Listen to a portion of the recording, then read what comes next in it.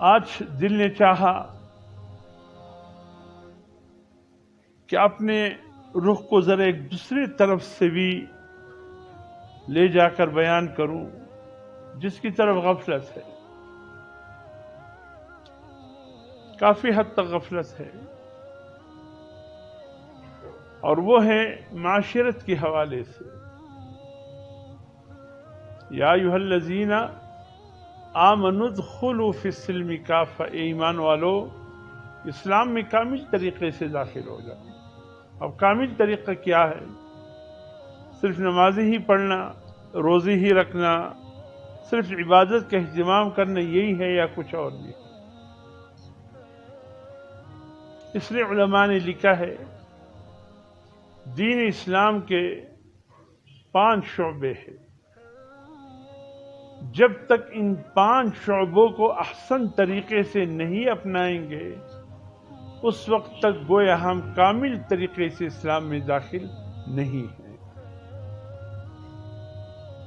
ایک تو اللہ رب العزت کے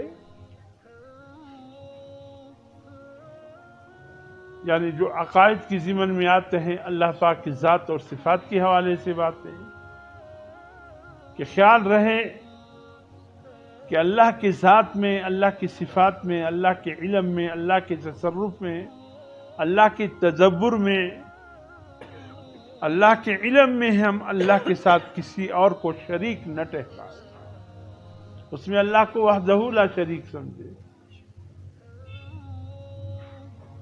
یہ ایمان کا سب سے پہلا شعبہ ہے۔ اگر اس شعبے میں کمی آ گئی تو باقی شعبوں کا خدا حافظ۔ اس میں کوئی شک نہیں، اللہ کی جتنی بھی نیک بندے ہیں، حضرت علی اجمیری رحمۃ اللہ علیہ لاہور والے، ان کے پاؤں کی خاک ہمارے آنکھوں کا سرما، ان کے پاؤں کا ذرہ ہماری سروں کا تاج۔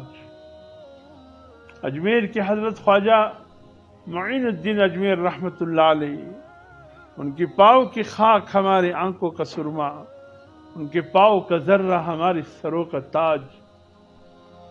حضرت بغداد کے حضرت شیخ عبد القادر جیلانی رحمۃ اللہ علیہ، حضرت ابو الحسن خرقانی رحمۃ اللہ علیہ، حضرت بایزید بستامی رحمۃ اللہ علیہ، حضرت شاہ گرگانی رحمۃ اللہ علیہ، اور دنیا کے ہر خطے میں موجود اللہ کے نیک بندے، ایک ایک کا نام لینا میرے لیے اس وقت دشوار ہے۔ ان سب اولیاء اللہ کے پاؤں کے خاک ہمارے آنکھوں کا سرما، ان سب اولیاء کے پاؤں کے ذرے ہمارے سروں کا تاج۔ لیکن مجھے کہنے دیجیے اور آپ کی توجہ چاہوں گا کہ اس کے باوجود وہ اللہ کی صفات کے حامل نہیں ہیں۔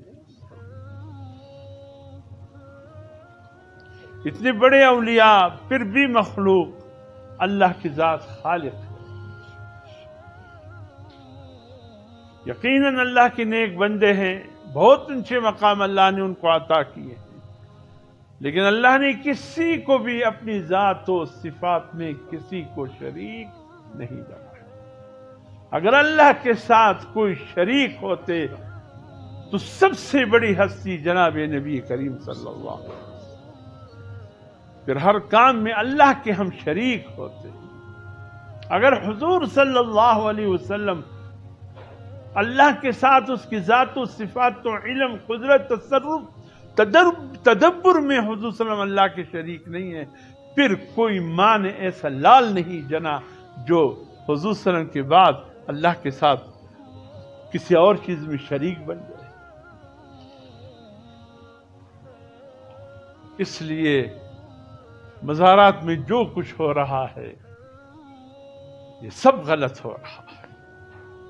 ہمیں صرف اتنا پابند بنایا گیا کہ جب اللہ کی کسی ولی کی قبر پر جاؤ، یا اللہ تیرا نیک بندہ تھا، تیرا عظیم بندہ تھا، دنیا میں اس طرح زندگی گزاری کہ تجھے راضی کیا، یا اللہ مجھے بھی اس کے قدم پہ چلا، مجھے بھی اس جیسی زندگی نصیب فرما دے، مجھے بھی اس جیسی موت نصیب فرما دے۔